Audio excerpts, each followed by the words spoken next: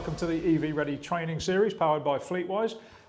Today let's have a look into clean air zones. These may be happening in a town or city near you and may be influencing your thinking about making the transition to electric vehicles. It could be that you're based in or near a clean air zone, or it could be that your drivers travel to them regularly and there is a potential cost impact to you coming down the line. So let's understand a little more around clean air zones, and then we can talk specifically around the London ULEZ zone, which has received quite a lot of press attention over the last 12 months. So if you're thinking about which vehicles are affected by clean air zones, it is all about the emissions of the vehicle. They are not designed to capture anything that isn't electric. They are designed to capture vehicles that fail to meet emissions criteria.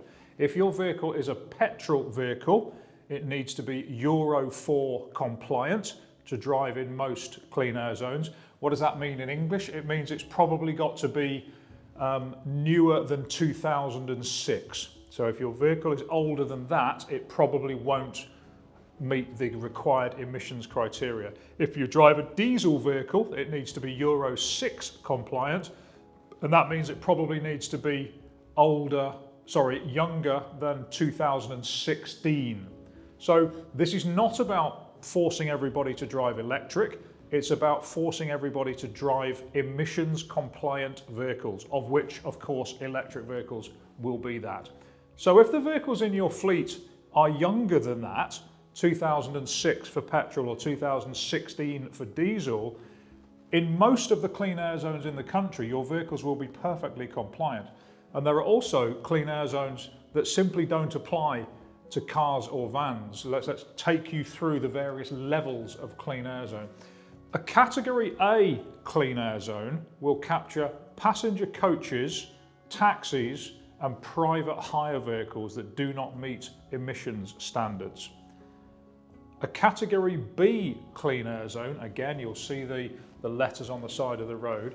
A category B clean air zone captures all of that plus trucks.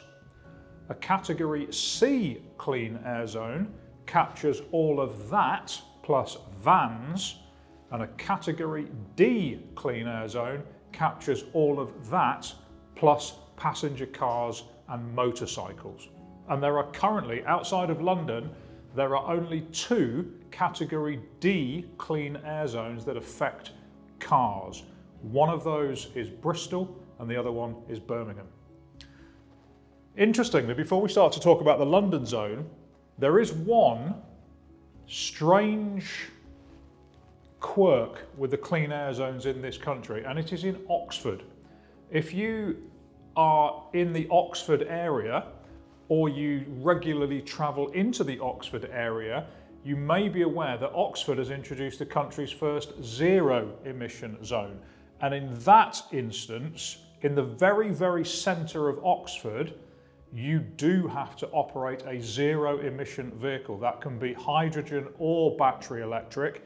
Anything else will attract a charge. So even a plug-in hybrid vehicle will attract a charge of £2.50 per day. If we look at the reasons why Oxford Council has done this, Oxford is an incredibly attractive city with lots of cathedrals, colleges, university buildings, and they attract a lot of tourism as a result of their attractive buildings and landscape.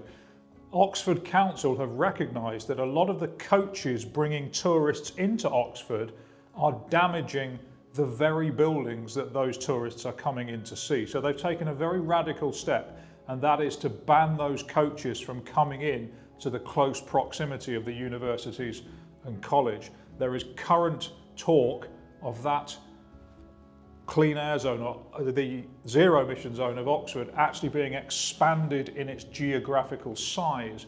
And that's an interesting development. We've seen it happen in London, and we'll see it happen in other clean air zones, that where it starts with a very small part of the city, you can expect to see the geography of it grow, so it captures more of the heart of the location it's based in. And now if we look at the best example of that as London, the London Ultra Low Emission Zone, or ULEZ, That started at the same size as the original congestion charge zone. Then it expanded, and it expanded out to incorporate everything inside, but not including the north and south circular. Then it expanded again in August of 2023, so that it now effectively encapsulates pretty much everything inside the M25. So as I said at the start, it's not about you have to be electric, but it does capture the older vehicles that are not emissions compliant. So it's worthwhile understanding how these things work and not get carried away with some of the myth to do with clean air zones. They will ultimately drive towards improved air quality and will raise people's awareness of driving electric, potentially as their next vehicle. But they are not, with the exception of Oxford, they are not about forcing everybody to drive a zero emission car. It's about getting people to drive an emissions compliant car. So hopefully that's cleared up a few of the vagaries around clean air zones. Go to fleetwise.info if you'd like to listen to this session again, or look at any of the other videos in the series, and we'll see you on the next session. Thank you.